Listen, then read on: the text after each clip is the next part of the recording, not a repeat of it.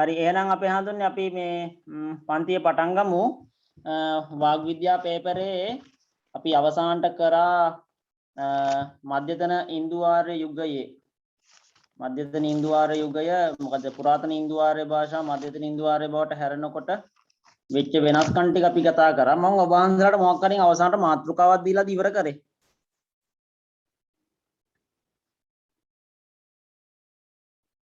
අවසානට මාතෘකාවක් දුන්නද මොකක් හරි මම? නෑ සර්. හරි. එහෙනම් ඕකේ අපිට තියෙනවා සර් 14 කියලා පද සිද්ධියේ වෙනස්කම් කියන තැනින් තමයි සර් ඉවර කරේ. එතන දෙයකද හරි එහෙනම් පද සිද්ධිය වෙනස්කම් ටික අපි ලියා ගමු එහෙනම්. පද සිද්ධිය වෙනස්කම් ටික ලියා ගමු. ඒ යටතේ පළවෙනි එක ලියා ගන්න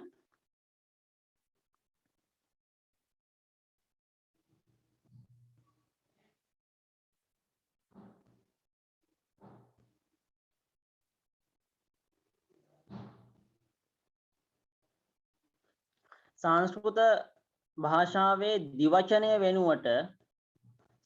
භාෂාවේ ද්විවචනය වෙනුවට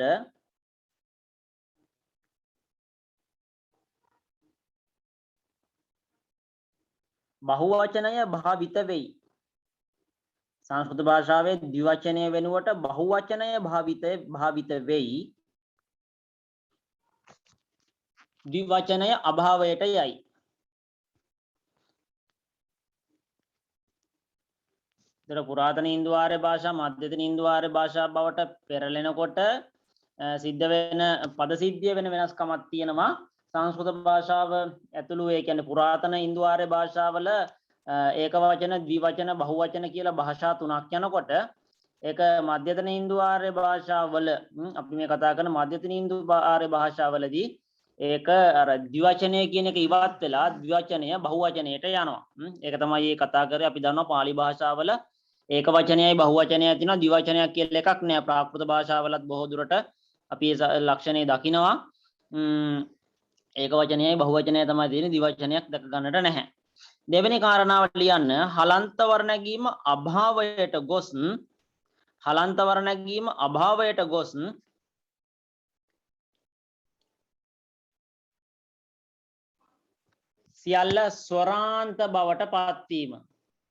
සියල්ල ස්වරාන්ත බවට පත්වීම.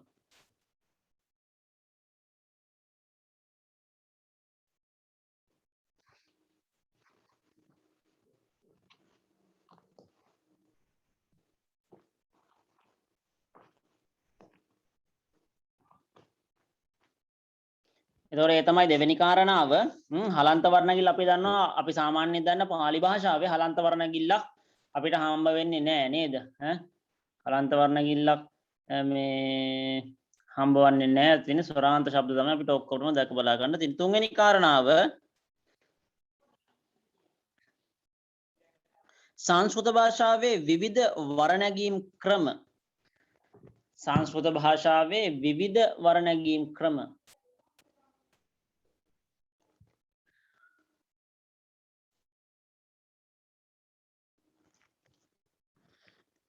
අකාරාන්ත ශබ්ද වර්ණ ගැන දෙසට නැඹුරු වීම.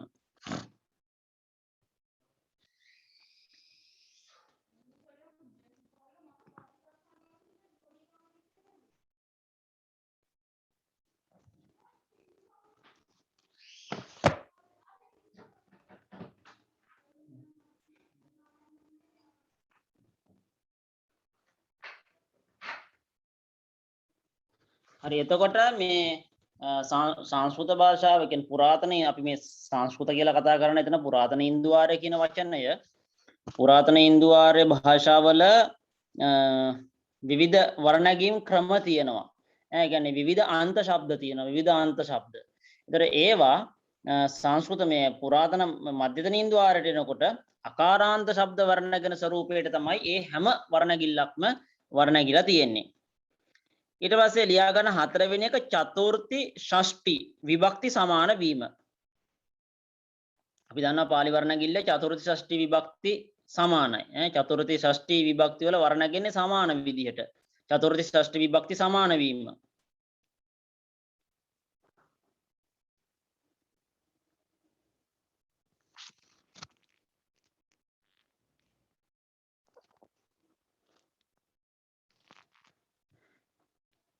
ඊට පස්සේ පස්වෙනි කාරණාව ලියා ගන්න ප්‍රථමා ද්විතීය බහුවචන සමාන වීම.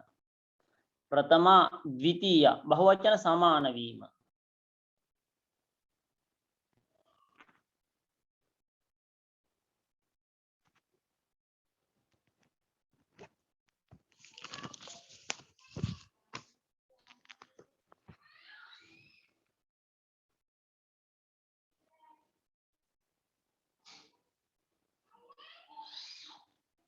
හරි ඊට පස්සේ 6 වෙනි එක ලියා ගන්න නාමපද වැඩි කොටසක්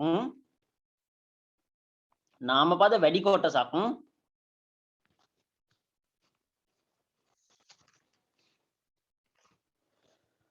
අකාරාන්ත පුරුෂ ලිංග සහ නපුංසක ලිංග බවටද අකාරාන්ත පුරුෂ ලිංග සහ නපුංසක ලිංග බවටද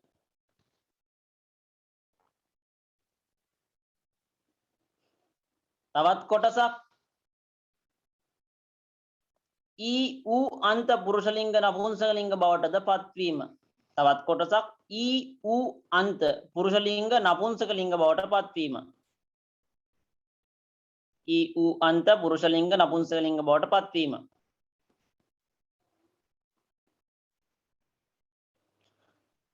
ඒ කියන්නේ පුරාතන යුගයේ තිබූ බොහෝ නාමපද වලින් වැඩි කොටසක්ම අකාරාන්ත පුරුෂ ලිංගයි නපුංසක ලිංගයි බවට පත් වෙනවා. තව කොටසක් ඉකාරාන්තයි උකාරාන්තයි පුරුෂ ලිංග සහ නපුංසක ලිංග බවට පත් වෙනවා. නාමපද වලින් වැඩි කොටසක්. ඒ යටතේම ලියා ගන්න තරු ලකුණක් දාලා ස්ත්‍රී ලිංග ශබ්ද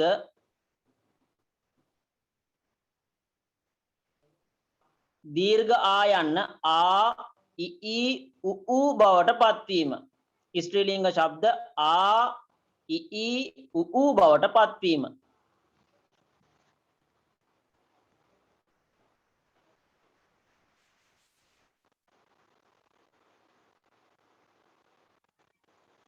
මෙන්න මේ කාරණාව අපි සාමාන්‍යයෙන් දන්න දෙයක් තමයි සංස්කෘත පාළි වර්ණැගීම තුල අකාරාන්ත ස්ත්‍රී ලිංග ශබ්ද නැහැ. අකාරාන්ත ශබ්ද තියෙන්නේ පුරුෂ ලිංග සහ නපුංසක ලිංග ශබ්ද පමණයි. ඒක සංස්කෘත භාෂාවෙත් එහෙමයි මේ ඒ කියන්නේ වෛදික යුගයේ තිබිලා තියෙනවා. නමුත් ඒක මධ්‍යතන යුගයට එනකොට සංස්කෘත කියන එකත් මධ්‍යතන යුගයේ සමීපයෙන්ම යන නිසා මම හිතන්නේ ඒ ලක්ෂණය ඒ විදිහට තියෙනවා. සංස්කෘත භාෂාවෙත් අකාරාන්ත ස්ත්‍රී ලිංග ශබ්ද නැහැ. එතකොට මධ්‍යතන යුගයේදී මේක විශේෂයෙන් දැක බලා ගන්න පුළුවන්. මධ්‍යතන යුගයේ තියෙන භාෂාවල අකාරාන්ත ස්ත්‍රී ලිංග ශබ්ද නැහැ. ඒ වගේම තමයි ආකාරාන්ත පුරුෂ ලිංග නපුංසක ලිංග ශබ්දත් දැක බලා ගන්නට නැහැ. ඒතර නපුංසක ලිංග පුරුෂ ලිංග ශබ්ද වලත් වැඩි ප්‍රමාණයක් කියන්නේ ඊ සහ ඌ අන්ත ශබ්ද. ඊ ඌ ශබ්ද තමයි වැඩිපුරක්ම දැක බලා ගන්න පුළුවන්. සහ ඊළඟට ස්ත්‍රී ලිංග ශබ්ද ගත්තොත් වැඩිපුරම තියෙන්නේ ඊ ඌ සහ ආකාරාන්ත ශබ්දයි. ආකාරාන්තයි ඊ ඌ අන්ත ශබ්ද තමයි වැඩිපුර දැක බලා ගන්නට තියෙන්නේ. හරි 7 වෙනි කාරණාවට යන් අපි ස්ත්‍රී ලිංග ශබ්දවල මෙහෙම ලියා ගන්න ආ ඊ ඌ ආකාරාන්ත ඊකාරාන්ත ඌකාරාන්ත ආ ඊ ඌ ස්ත්‍රී ලිංග ශබ්දවල ආ ඊ ඌ ස්ත්‍රී ලිංග ශබ්දවල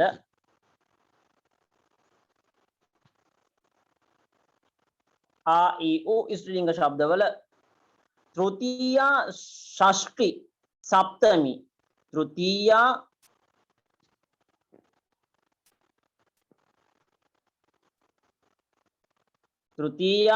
ෂෂ්ටි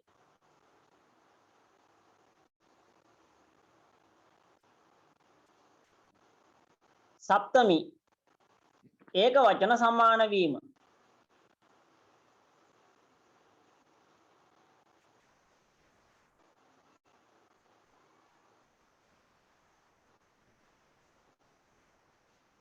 ආ ඊ ඌ ස්ත්‍රී ලිංග ශබ්දවල තෘතීය ෂෂ්ටි සප්තමි ඒක වචන සමාන වීම. එතකොට ආකාරාන්ත, ඊකාරාන්ත, උකාරාන්ත ස්ත්‍රීලිංග ශබ්දවල තෘතීය, ෂෂ්ටි, සප්තමී කියන ඒක වචන ටික සමාන වශයෙන් තමයි වර නැගෙන්නේ.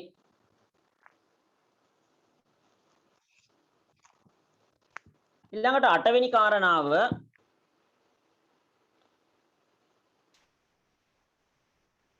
උත්තම පුරුෂ සහ මධ්‍යම පුරුෂ හඟවන සර්වනාම බහුල වීම. උත්තම පුරුෂ සහ මධ්‍යම පුරුෂ හඟවන සර්වනාම බහුල වීම.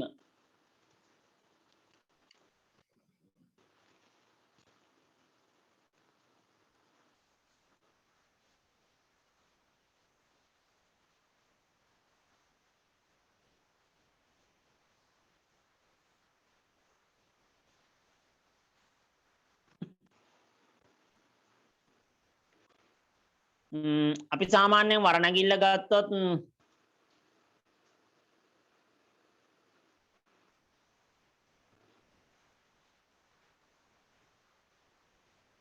දැන් අර සෝතේ ත්වම් තුම්මේ අහං මයං අහම් මයං. ඕක සංස්කෘත භාෂාවේ තියෙනවා සක්තවුතේ ත්වම් යුවාම් යූයං අහං ආවාම් වයම් කියලා. එතකොට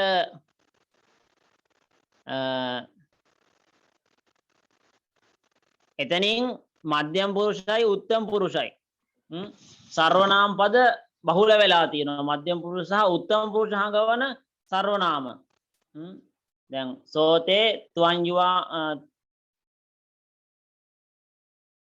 ත්වං තුම්හේ සෝතේ ත්වං තුම්හේ සහ අහං මයම් කියන එතනින් සෝතේ කියලා කියන්නේ ප්‍රථම පුරුෂ.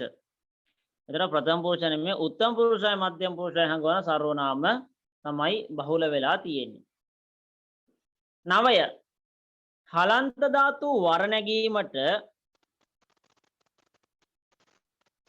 හලන්ත ධාතු වර නැගීමට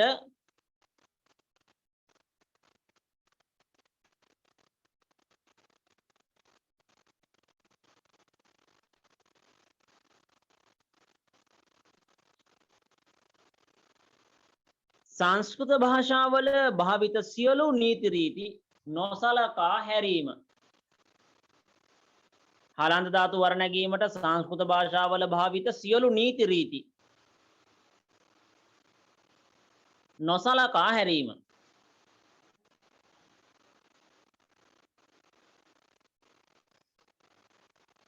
පාලි භාෂාවේ හලන්ත වර නැගීමක් නැහැනේ. හලන්ත වර නැගීමක් අපිට ගන්නට නැහැ. ඒ නිසා සංස්කෘත භාෂාවේ තිබ්බ හලන්ත වර නැගීම හලන්ත ධාතු වර නැගීමට තියෙන සියලු නීති රීති මෙම යුගයේදී අභාවයට ගිහිල්ලා තියෙනවා.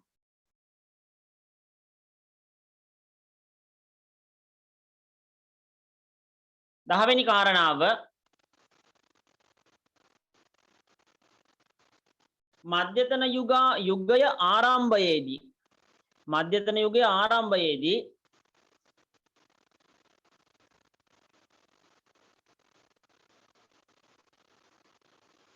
ආත්මනේ පද වර නැගීම විරල විය.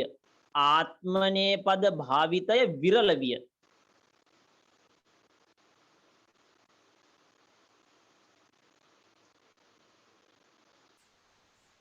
පසුව එය අභාවයට යයි. පසුව එය අභාවයට යයි.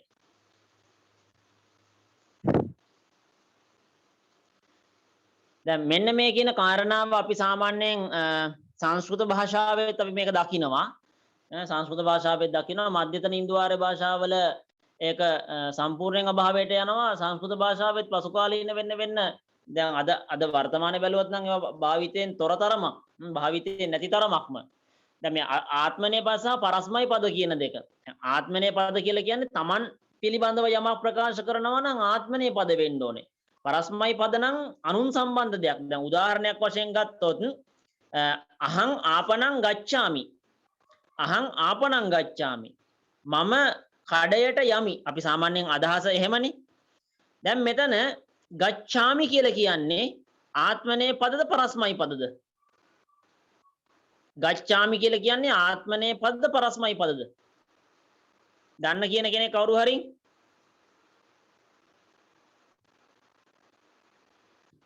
ගච්ඡාමි ආත්මනේද පරස්මයිද?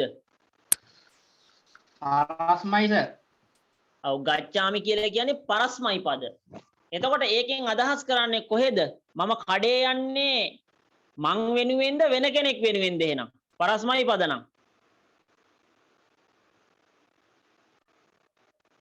අහං ආපනං ගච්ඡාමි කිව්වහම මම කඩේ යන්නේ මගේ ප්‍රයෝජනයකටද වෙන කෙනෙක්ගේ ප්‍රයෝජනයකටද? වෙන කෙනෙක්ගේ සර්. වෙන කෙනෙක්ගේ ප්‍රයෝජනයට. අහං ආපනං ගච්ඡාමි කියලා කිව්වොත් ඒකෙන් අදහස් වන්නේ මම කඩේ යනවා වෙන කෙනෙක් වෙනුවෙන්. එහෙනම් මම කඩේ යන්නේ මගේ ප්‍රයෝජනයකට. කොහොමද කියන්න ඕනේ? අහං ආපනං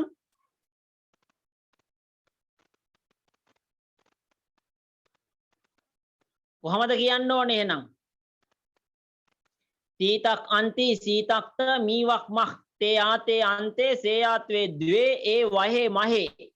ඔන්න ප්‍රත්‍ය ටික කිව්වා මං. තේ ආතේ අන්තේ සේ ආතේ ද්වේ ඒ වහේ මහේ. එහෙනම් ගච්ඡාමි මොකද වෙන්න ඕනේ? අහං ආපනං මොකද්ද වෙන්න ඕනේ? ගච්ඡේ. අහං ආපනං ගච්ඡේ අන්න හරියට පාවිච්චි කරනවා නම් එහෙමයි එන්න ඕනේ. තීයන්ති සීතමීම තේයන්තේ සේ උවේ ඒ උම්හේ. පාලි වලින් ගත්තොත් ඒත් ගච්ඡේ කියලා එන්න ඕනේ. අහං ආපනං ගච්ඡේ මම මගේ වැඩකට නම් යන්නේ. අනුන්ගේ වැඩකට නම් යන්නේ තමයි ගච්ඡාමි.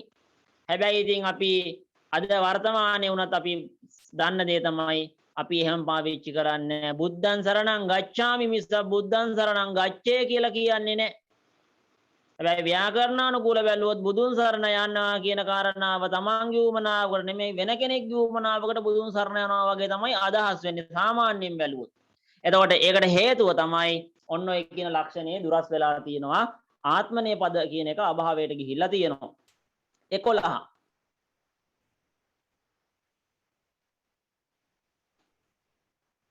ක්‍රියාපද වෙනුවට අතීත කෘදාන්ත පද යෙදීම බහුල වීම. ක්‍රියාපද වෙනුවට අතීත කෘදාන්ත පද යෙදීම බහුල වීම.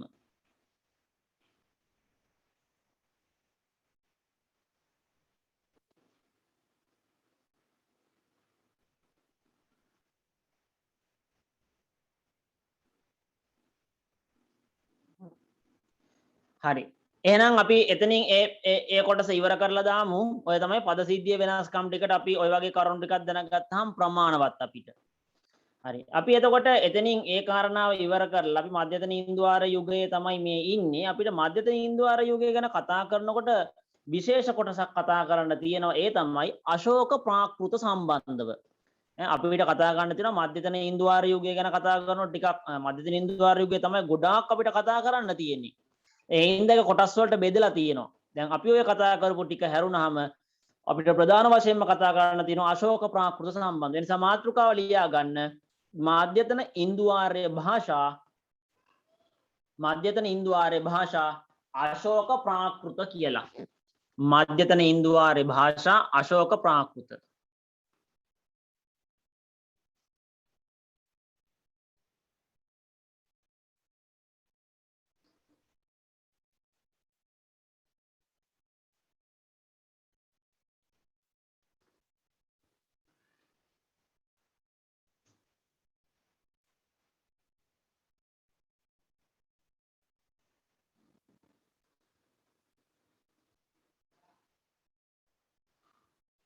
මධ්‍යතන ඉන්දුආර්ය භාෂා අශෝක ප්‍රාකෘත.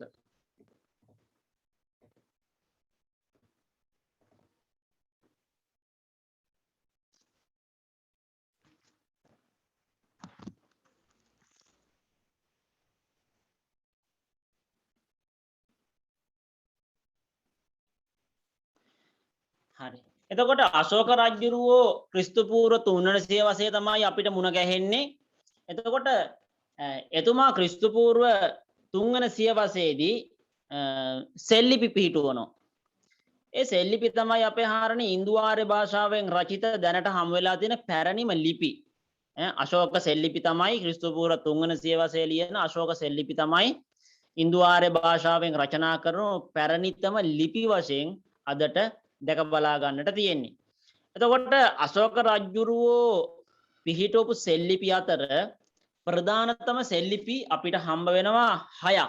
න ප්‍රධානතම සෙල් ලිපි අපිට 6ක් හම්බ වෙනවා. එතකොට ඒවා තමයි සාමාන්‍යයෙන් අශෝක රජුරුවන්ගේ සෙල් ලිපි ආශ්‍රිතව අපි වාග් විද්‍යාව ගැන තොරතුරු හොයනකොට ඔය සෙල් ලිපි 6 තමයි ප්‍රධාන වශයෙන් අපි පාවිච්චි කරන්නේ. හරි. අපි මෙන්න මෙහෙම ලියාගමු. ක්‍රිස්තු පූර්ව 3 වන සියවසේ ක්‍රිස්තු පූර්ව 3 වන සියවසේ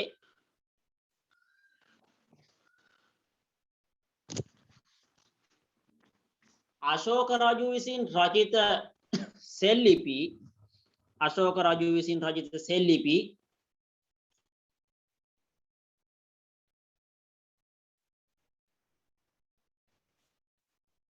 දැනට සොයාගෙන ඇති ඉන්දු ආර්ය භාෂාවෙන් රචිත දැනට සොයාගෙන ඇති ඉන්දු ආර්ය භාෂාවෙන් රචිත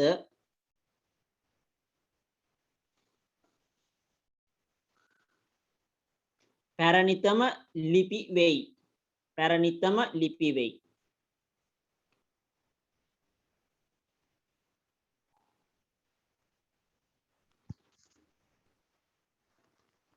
අශෝකයන්ගේ සෙල් ලිපි අතර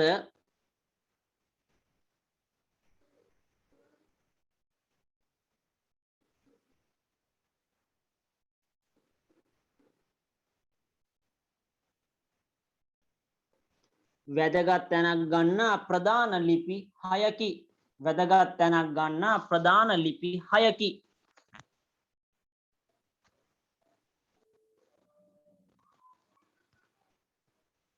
එනම් ලියාගන්න 1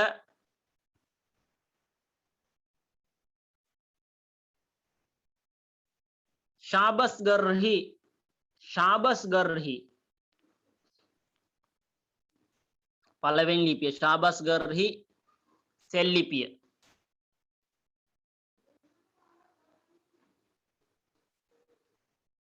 එතන ඉස්සරහින්ම ලියාගන්න මේක පෙෂාවර් දිස්ත්‍රික්කයේ තියෙන එකක්. ඒක වරහන් ඇතුලේ ලියාගන්න.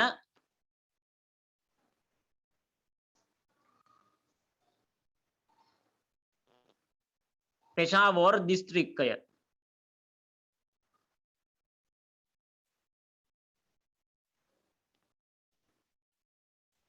ශාබස්ගර්හි සෙල් ලිපිය එක පෙෂාවර් දිස්ත්‍රික්කයේ තමයි තියෙන්නේ.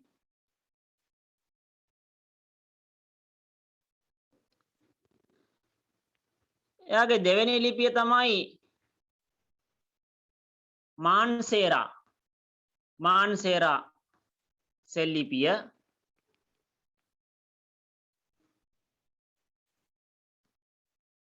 මේක හස්රා දිස්ත්‍රික්කය. හස්රා එන්නේ නම් මෙහෙමයි. සෝරි.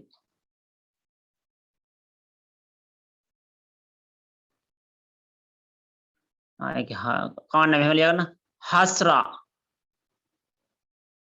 හස්රා දිස්ත්‍රික්කය.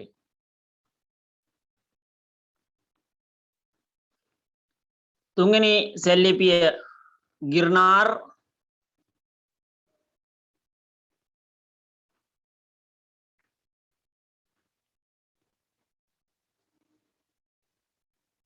එක කතියවාර දිස්ත්‍රික්කය.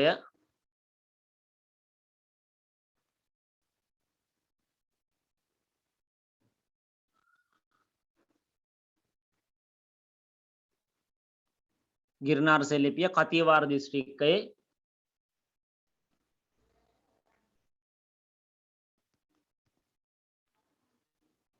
හතර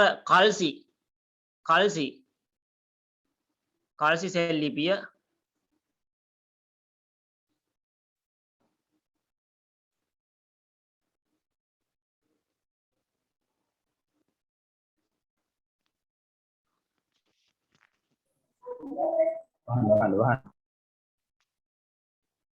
මේක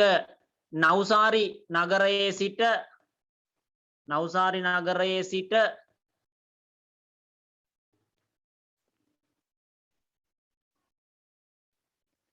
සතපුම් 16ක් දුරින්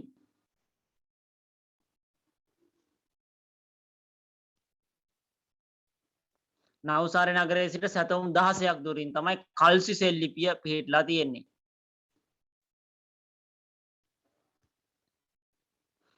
ඊට පස්සේ ජව්ගඩා සෙල්ලිපිය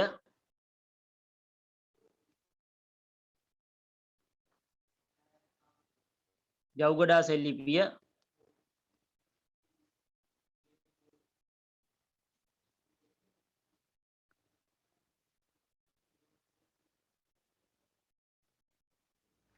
ඒ එකම ලියා ගන්න ඒකටම අදාළයි 6 වෙනි සෙල්ලිපිය දවුලි සෙල්ලිපිය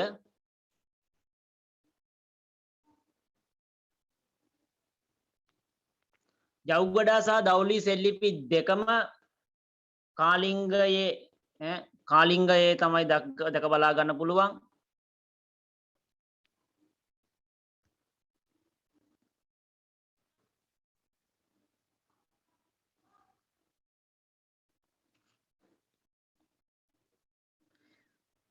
හරි එතකොට අශෝකයන්ගේ මේ තමයි ප්‍රධානතම සෙල්ලිපි ටික අපිට මොනවද භාෂා ලක්ෂණ පිළිබඳව කතා කරනකොට අශෝක සෙල්ලිපි සම්බන්ධව අපිට මේ ටික තමයි ගන්න තියෙන්නේ ශාබස්ගර්හි සෙල්ලිපිය මාන්සේරා ගිර්නාර් කල්සි ජව්ගඩා සහ දවුලි කියන මේ සෙල්ලිපි ටික තමයි අපිට ප්‍රධාන වශයෙන් හම්බ වෙන්නේ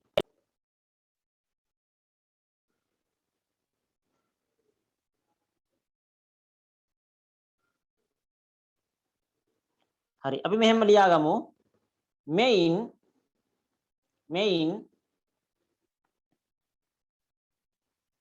ශාබස්ගර්හි සහ මාන්සේරා සෙල්ලිපි වහන්සලා නම ඉස්සලා අපි ලියලා තියෙන්නේ මෙයින් ශාබස්ගර්හි සහ මාන්සේරා සෙල්ලිපි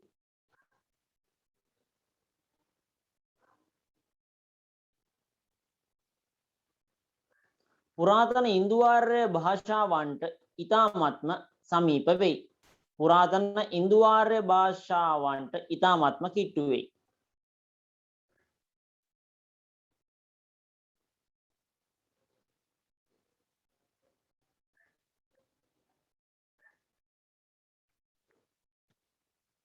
ගිර්නාර් සෙල්ලිපිය සංස්කෘතයට වඩා පාලි භාෂාවට කිට්ටු වෙයි.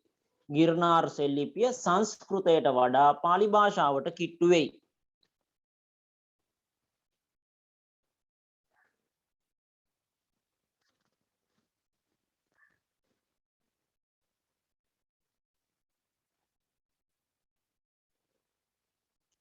කල්සි සෙල්ලිපිය මිශ්‍ර භාෂා ලක්ෂණ පෙන්වයි. කල්සි සෙල්ලිපිය මිශ්‍ර භාෂා ලක්ෂණ පෙන්වයි.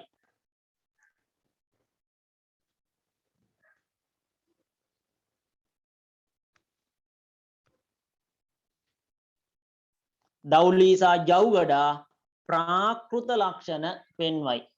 දවුලි සහ ජව්ගඩා නැත්නම් ජව්ගඩා හා දවුලි ජව්ගඩා හා දවුලි ඕන විදියක් ජව්ගඩා සහ දවුලි ප්‍රාකෘත ලක්ෂණයන්ගෙන් යුක්තයි.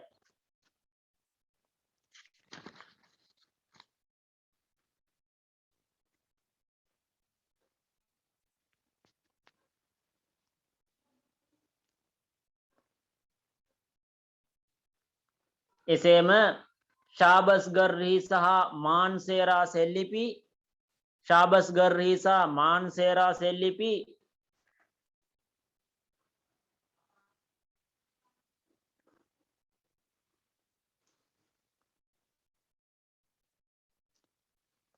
සඳහා ශාබස්ගර්හි සහ මාන්සේරා සෙල්ලිපි සඳහා කරොෂ්ටි අක්ෂර භාවිත අතර කරෝෂ්ටි අපි මීට ඉස්සෙල්ලා මේ වචනේ ලියලා තියෙනවා එතකොට කරෝෂ්ටි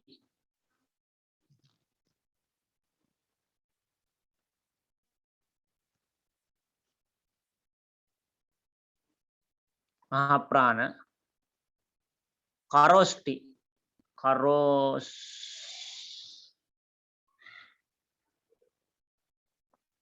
කරෝෂ්ටි අක්ෂරයන්ගෙන් රචිත අතර ශාබස්ගර්හි සහ මාන්සේරා සෙල්ලිපි කරෝෂ්ටි අක්ෂරයන්ගෙන් රචිත අතර කරෝෂ්ටි අක්ෂරයන්ගෙන් රචිත අතර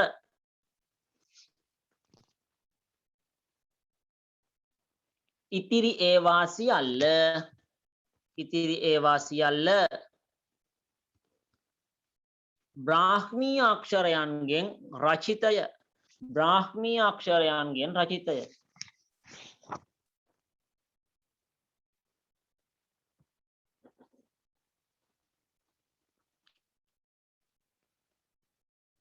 මොකද අපි අහන්නේ කරෝෂ්ටි අක්ෂරවලයි බ්‍රාහ්මීය අක්ෂරවලයි තියෙන විශේෂත්වය මොකද්ද? දන්න කවුරු හරි ඉන්නවද ඒ සම්බන්ධව එහෙම? කරෝෂ්ටි අක්ෂරවලයි බ්‍රාහ්මීය අක්ෂරවලයි තියෙන විශේෂත්වය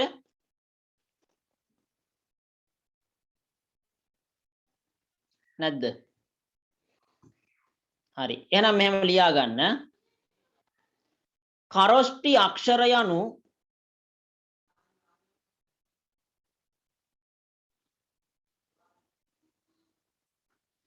කරෝෂ්ටි අක්ෂර යනු දකුණේ සිට වමට ලියවෙන අක්ෂර විශේෂයකි. දකුණේ සිට වමට ලියවෙන අක්ෂර විශේෂයකි.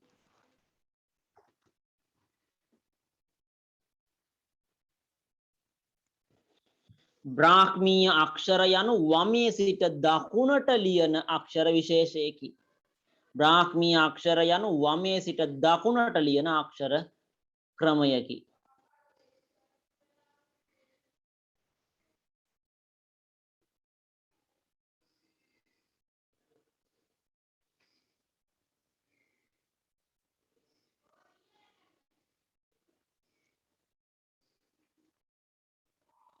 එතකොට අපිට එන්නේ සිංහල භාෂාවට එන්නේ ඔතනින් ඔය බ්‍රාහ්මීය අක්ෂර සම්ප්‍රදාය තමයි අපිට ඇවිල්ලා තියෙන්නේ. අපි කියන්නේ ලෝකේ ගොඩක් භාෂාවල් අපි දන්න තරමින් ඒක තමයි තියෙන්නේ.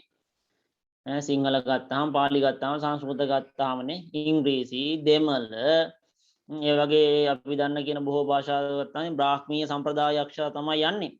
කරෝෂ්ටි අපි සාමාන්‍යයෙන් දන්නවා දැන් ඔය මැද පෙරදිග වගේ රටවලට ගියාම කරෝෂ්ටි සම්ප්‍රදාය තමයි තියෙන්නේ. ඒ කට්ටිය කියන්නේ වමේ ඉඳලා දකුණට ඒක. සෝරි ඔව්. කරෝෂ්ටි ඒ කට්ටිය දකුණේ ඉඳලා වමට එන්නේ ඒ කට්ටිය. දකුණේ ඉඳලා වමට තමයි අපි ලියන්නේ වමේ ඉඳලා දකුණට. ඒක තමයි කරෝෂ්ටි බ්‍රාහ්මීයවයි තියෙන විශේෂත්වය. අක්ෂරවල හැඩවල වෙනස්කම් කොහොමද තියෙනවා. ඉතින් විශේෂත්වයක් තමයි මේ ලියන සම්ප්‍රදාය දෙකේ වෙනසකුත් තියෙනවා. හරි, මේ විදිහට අපි පොඩි හැඳින්වීමක් කරගත්තේ අශෝක සෙල්ලිපි සම්බන්ධව. එතකොට මධ්‍යතන යුගයේ ප්‍රධාන වශයෙන් අශෝක සෙල්ලිපි වල භාෂාව ප්‍රධාන වශයෙන් කතා කරන්නේ ඒක සුවිශේෂී ස්ථානයක්. මධ්‍යතන ඉන්දුආර යුගයේ විශේෂ සංදිස්ථානයක් තමයි අශෝකගේ සෙල්ලිපි. ඒතර මේ හැම සෙල්ලිපියකින්ම අපි ඉස්සෙල්ලා කතා කරපු ශාබස්ගරි, මාන්සේරා, කල්සි, දවුලි, ජව්ගඩා, මේ ගිර්නාර්, මේ හැම සෙල්ලිපියකින්ම මේ සෙල්ලිපි හයේම තියෙන එකම අදහස. ඒ වුණාට භාෂා කීපයකින් තමයි මේවා රචනා කරලා තියෙන්නේ. එතකොට ඒ තුළින් දැක බලා ගන්න පුළුවන් වුණ ඇත්තටම සුවිශේෂී අවස්ථාවක් වෙන මධ්‍යතන ඉන්දුආර යුගයේ භාෂා පිළිබඳව මනා අවබෝධයක් එන්නේ. එකම කාලයේ රචනා කරන එකම සෙල්ලිපිය භාෂා කීපයකින් රචනා කරනකොට අන්න ඒ භාෂාවල් වලටදී කොහොමද මධ්‍යතන යුගයේදී පරිවර්තනය වෙලා තියෙන්නේ, පුරාතන ඉන්දුආරයේ භාෂාවන් වචන කොහොමද මධ්‍යතන ඉන්දුආර යුගයේදී විවිධ භාෂාවන්ට පරිවර්තනය වුණේ කියන කාරණාවට හොඳම උදාහරණය එකම තැනින් ලබා ගන්න පුළුවන් අශෝක සෙල්ලිපි පිරික්සීමට ලක් කිරීමේදී. එතකොට මේ අශෝක සෙල්ලිපි වල පොදු ලක්ෂණයක් තියෙනවා අපි මුලින්ම අවබෝධ කරගත යුතු. අශෝක සෙල්ලිපි වල තියෙනවා පොදු ලක්ෂණයක්. ඒක හැම සෙල්ලිපියකම ඒ ලක්ෂණේ පොදුයි. අපිට ඉස්සරහට මේ පිළිබඳව කතා කරනකොට මේ පොදු ලක්ෂණ ටික ඔළුවේ තියාගන්න වෙනවා අනිවාර්යයෙන්ම. ඒ නිසා අනුමාත්‍රිකාවක් ගන්න අශෝක සෙල්ලිපි වල පොදු ලක්ෂණ. අශෝක සෙල්ලිපි වල පොදු ලක්ෂණ කියලා මාතෘකාවක් ගන්න.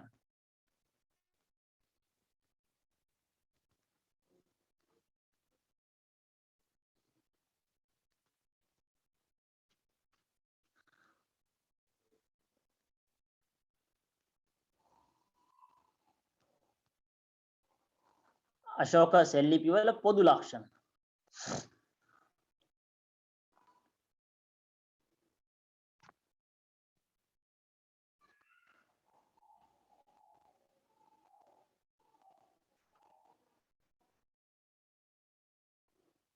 හරි, මෙහෙම ලියා ගන්න පොදු ලක්ෂණ අංක 1 කියලා දැම්මත් කමක් නැහැ. ද්විත්ව සංයුක්ත ව්‍යංජන පෙන්වීමට ද්විත්ව ද්විත්ව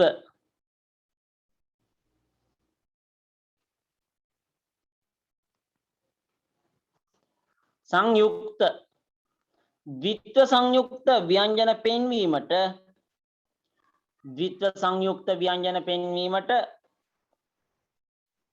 තනි ව්‍යංජනයක් යෙදීම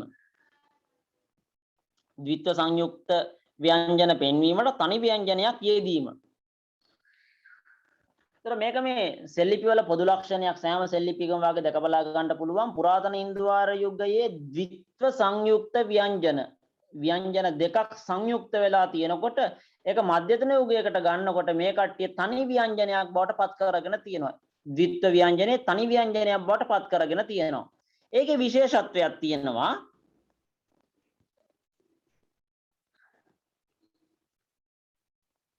දැන් අල්ප ප්‍රාණ සහ මහ ප්‍රාණ අකුරු දෙකක් ද්විත්ව වුණොත් එතනදී ඒ කට්ටිය පාවිච්චි කරලා තියෙන්නේ මහ ප්‍රාණ අකුර විතරයි ගන්නෙ.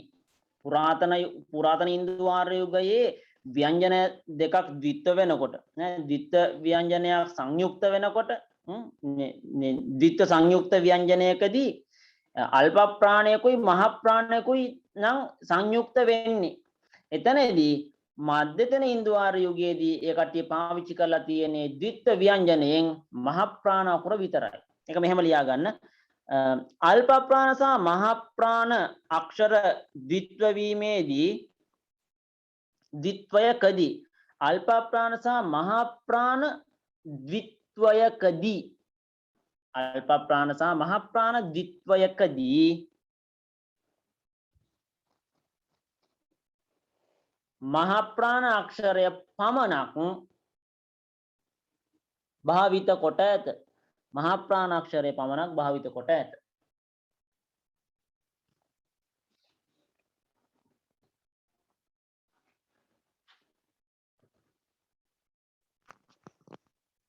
උදාහරණයක් වශයෙන් ගත්තොත් මේ ඔය මේ අල්ප ප්‍රාණ මහ ප්‍රාණ කතාවට නෙමෙයි පොදුවේ ගත්තොත් ඔය කියපු කාරණාවට ඔය සිද්ධ වෙන්නේ මෙහෙමයි.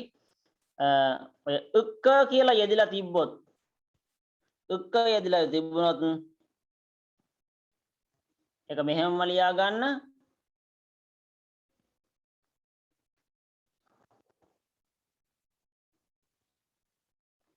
උක්ක වෙනුවට ක පමණි.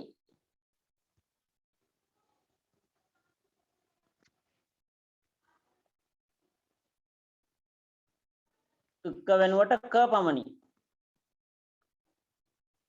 ඒ වගේම තමයි උග්ග වෙනුවට ග පමණි. උක්ක වෙනුවට ක පමණි. උග්ග වෙනුවට ග පමණි. පහලට ලියන්න යන ඔබ වහන්සේලා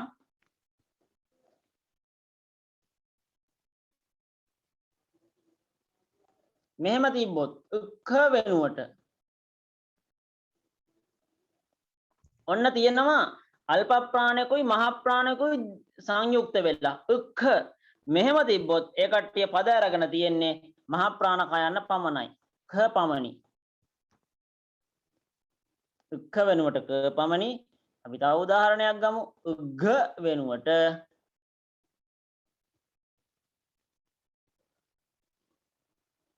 ඝ පමණි. මේක අශෝක සෙල්ලිපි වල තියෙන පොදු ලක්ෂණයක් මේක. ද්විත්ව සංයුක්තයක් තිබ්බහම තනි ව්‍යංජනයක් විතරයි පාවිච්චි කරන්නේ. ඒතර එතනදී අල්ප ප්‍රාණකුයි මහ ප්‍රාණකුයි යදලා තිබ්බොත් මහ ප්‍රාණ අකුර විතරයි ඉතුරු වෙන්නේ. උදාහරණ ගත්තොත් උක්ක සංයුක්ත වෙලා තිබ්බොත් ක විතරයි ඉතුරු වෙන්නේ. උග්ග තිබ්බොත් ග විතරයි. උක්ඛ තිබ්බොත් මහ ප්‍රාණ කයන්න පමණයි ඉතුරු වෙන්නේ. උග්ඝ තිබ්බොත් මහ ප්‍රාණ ගයන්න පමණයි ඉතුරු වෙන්නේ. අපි උදාහරණ ගමු. උදාහරණ වශයෙන් ගත්තොත් දැන් මේ පස්සති කියන වචනය දැන් පස්සති කියන වචනය ඔය කියන විදිහට එන්න ඕනේ කොහමද?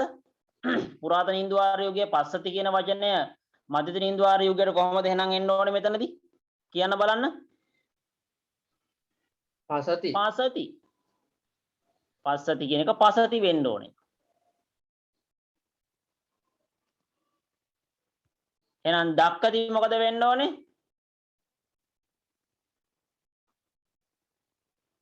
දක්ඛති මොකද වෙන්න ඕනේ? දක්ඛති.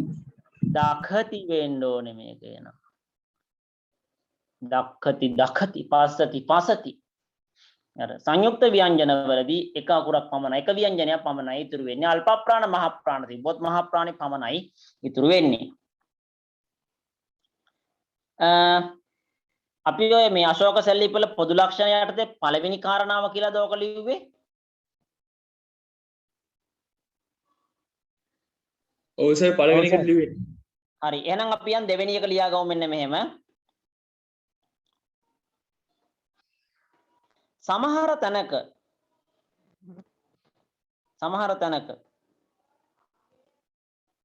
තනි ව්‍යංජන ද්විත්ව ව්‍යංජනය වෙනුවට තනි ව්‍යංජනය යොදා ද්විත්ව ව්‍යංජනය වෙනුවට තනි ව්‍යංජනය යොදා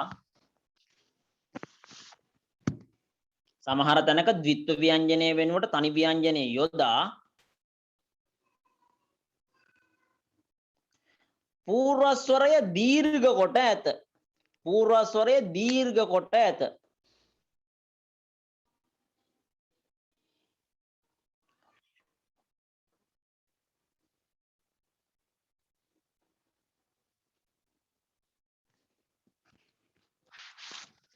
උදාහරණයක් වශයෙන් ගත්තොත්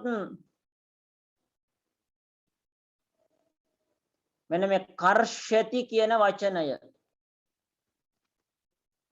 කර්ෂති කියන වචනය දැන් මෙතන ඔබ වහන්සේලාට පේනවා ඇති අල් රයන්නයි අල් ෂයන්නයි. කර්ෂති. එතන ද්විත්ව ව්‍යංජනයක් තියෙනවා. දැන් මෙතනදී මොකද වෙන්නේ? පූර්වස්වරයේ දීර්ඝ වෙලා මෙතන තනි ව්‍යංජනයක් විතරක් ඉතුරු වෙනවා. ඒ තනි ව්‍යංජනයේදී මෙතන පොඩි සිද්ධියක් තියෙනවා. දැන් මෙතන කර්ෂති කියන දර නම් රයන්නත් එක්ක මූර්ධ ෂයන්න පාවිච්චි කරලා තියෙන්නේ. හැබැයි ඕක මධ්‍යතන ඉන්දුවාර යෝගය වෙනකොට පදේ හදන්නේ මෙන්න මෙහෙමයි. කාසති කියලා. කර්ෂති කාසති. දැන් මෙතන ද්විත්ව ව්‍යංජනේ අයින් වෙලා යනවා. ද්විත්ව ව්‍යංජනේ අයින් වෙනකොට අල් රයන්න අයින් වෙන්නේ. අල් රයන්න අයින් වෙලා යනවා. අල් රයන්න අයින් වුණාම ඉතුරු වෙන්නේ ෂයන්න. එතකොට දැන් ඒ ෂයන්න මූර්ධජ වශයෙන් සිටීමට යාට කිසිම හේතුවක් නැහැ එතන. නමුත් එයාව දන්තජ වීමේ හේතුවක් තියෙනවා. එයාට මූර්ධජව ඉන්න විශේෂ කියන්නේ සාමාන්‍ය මූර්ධජ සහ තාලුජ කියන දෙන්න හැමතිස්සෙම එන්නේ විශේෂ අවස්ථාවක. ඒ කට්ටියට පෙර හෝ පසු කුමන හෝ සම්බන්ධයක් තියෙන්න ඕනේ. ඒ තියෙන වටපිටාවේ ඉන්න අක්ෂරවල විශේෂයෙන් ළඟම ඉන්න අක්ෂරයේ තමන්ගේ වංශය කෙනෙක් වෙනකොට තමයි එයා මූර්ධජ වෙන්නේ විශේෂ වශයෙන්. එහෙම නැත්නම් සාමාන්‍යයෙන් දන්තජ වශයෙන් තමයි පෙනී සිටින්නේ හැමතිස්සෙම. ඉතින් ඒ අනුව අල් රයන් අයින් වෙලා යනකොට ෂයන්නට සිද්ධ වෙනවා දන්තජ වෙන්නට. ඒතර කිව්වා ද්විත්ව ව්‍යංජනේ එක් ව්‍යංජනයක් ඉතුරු වෙලා පූර්වස්වරයේ දීර්ඝ වෙනවයි කියලා. ඒ අනුව තමයි කර්ෂති කියන එක කාසති කියලා ඔන්න යෙදෙනවා එතනදී. කර්ෂති කාසති වෙනවා. එහෙම නැත්නම් මේ වචනයම කාසති කියන එක මේක කසති කියලාත් පාවිච්චි වෙනවා. කසති කියලාත් මේක පාවිච්චි වෙනවා. කර්ෂති එක්ක කාසති නැත්නම් කසති.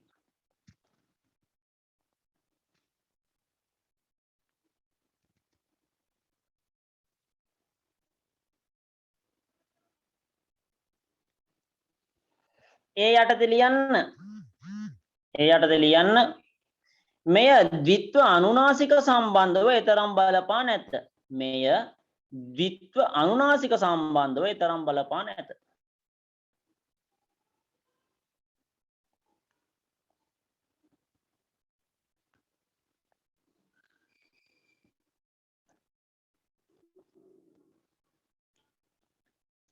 සමහර තැනක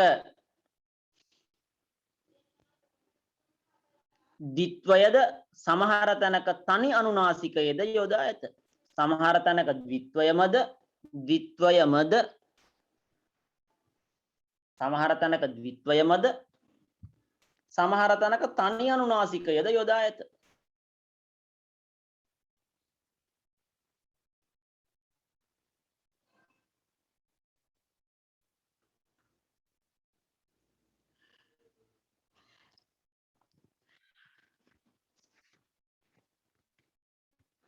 ඒකට උදාහරණ වශයෙන් ගත්තොත් මේ රඤ්ඤා කියන වචනය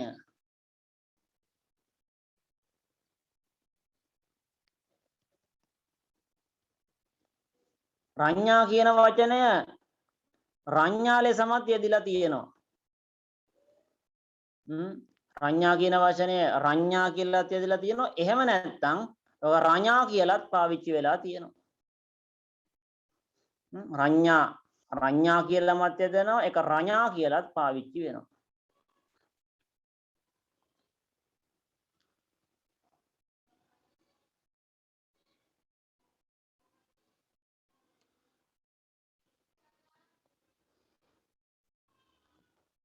එතනම තව කරුණක් ලියා ගන්න. ඇතම් තැනක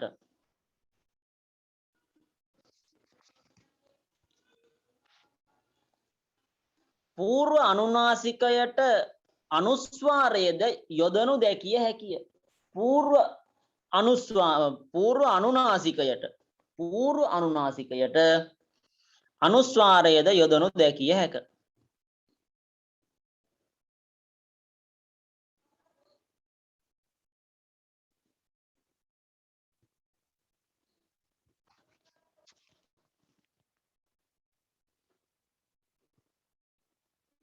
දැන් මේ භඤ්ඤන්ති කියන වචනය භඤ්ඤන්ති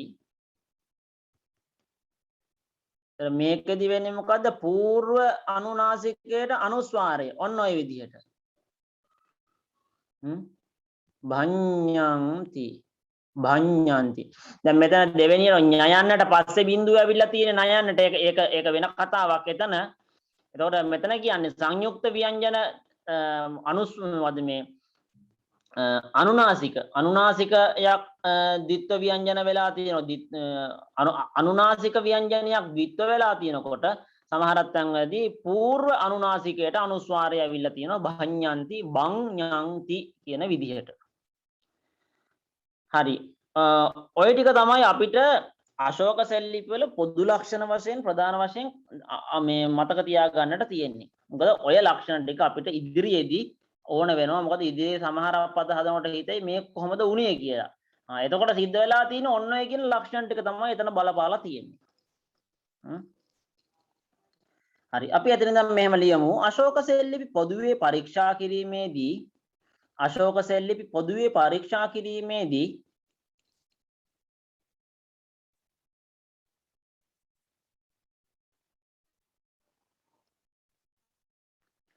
එවකට උතුරු ඉන්දියාවේ භාවිත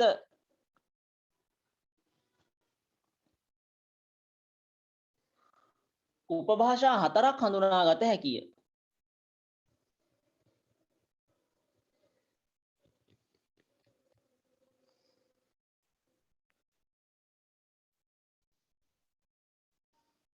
ඒ සියල්ලම හඳුන්වනුයේ අශෝක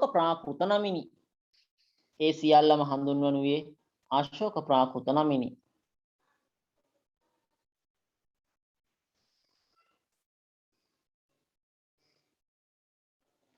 හරි. එතකොට අපි අර කතා කරපු සෙල්ලිපි 6 ඒ සෙල්ලිපි 6 පරීක්ෂා කරලා බලනකොට ප්‍රධාන උපභාෂා 4ක් අපිට හම්බ වෙනවා. ඒ උපභාෂා 4ටම සාමාන්‍යයෙන් හඳුන්වන්නේ මොනවා කියලාද? අශෝක ප්‍රාකෘත කියලා හඳුන්වන්නේ. අපි මේ ටික පහලට ලියමු. පළවෙනි එක තමයි ගන්ධාර උදීච්ච උපභාෂාව. මෙහෙම ලියන්න. ගන්ධාර උදීච්ච උපභාෂාව. 1 ගන්ධාර උදීච්ච උපභාෂාව.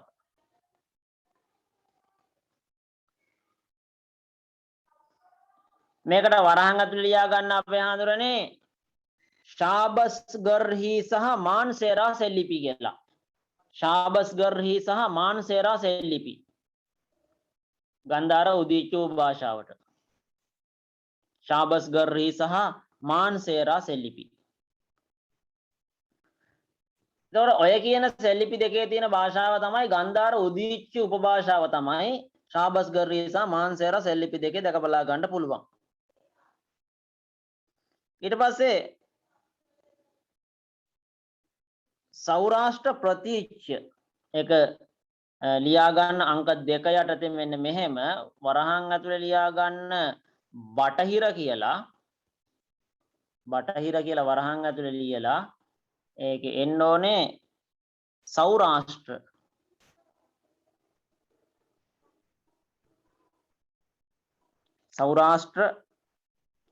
ප්‍රතිච්ඡ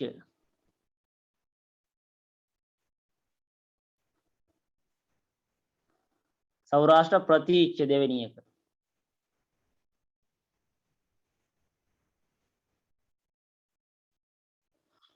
ඒකට ලියා ගන්න ගිර්නාර්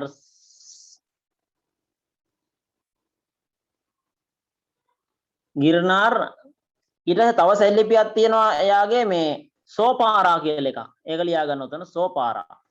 ඒක අර ප්‍රධාන සෙල්ලිපි 6 ඇතුලේ නෑ. ගිර්නාර් සෝපාරා.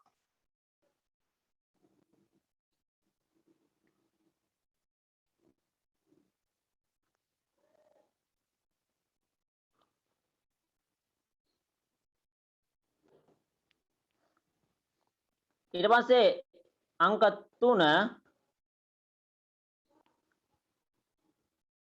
ප්‍රාව්‍ය මධ්‍ය උපභාෂා.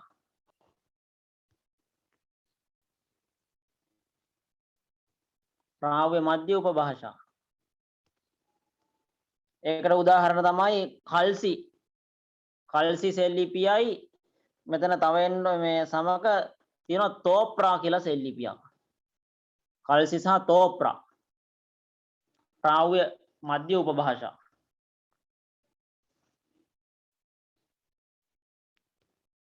ඊට පස්සේ 4ට එනවා ප්‍රාව්‍ය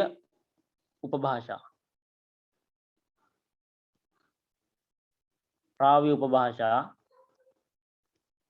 ඒ යටතට එන්නේ දවුලි සහ ජව්ගඩා.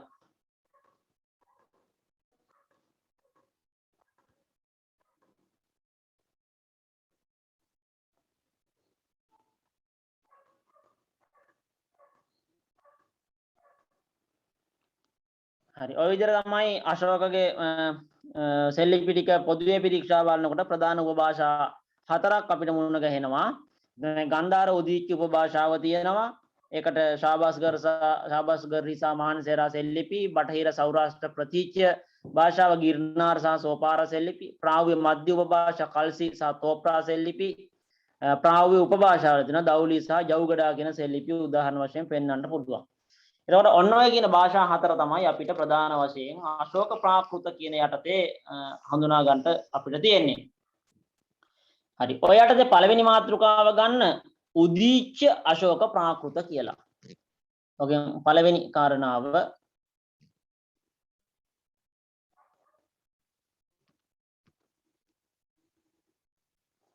උදීච්ච අශෝක ප්‍රාකෘත.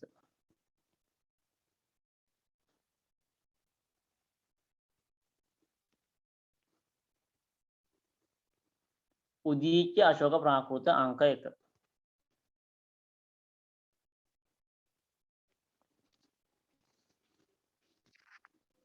එතකොට මෙතනදී වරහන් ඇතුළේ ලියා ගන්න ශාබස් ගර්රී සහ මහන්සේරා සෙල්ලිපි කියලා. ඒ සෙල්ලිපි දෙකෙන් තමයි අපිට ඒ කියන විස්තර හොයා ගන්න පුළුවන්. ශාබස් ගර්රී සහ මහන්සේරා සෙල්ලිපි දෙක.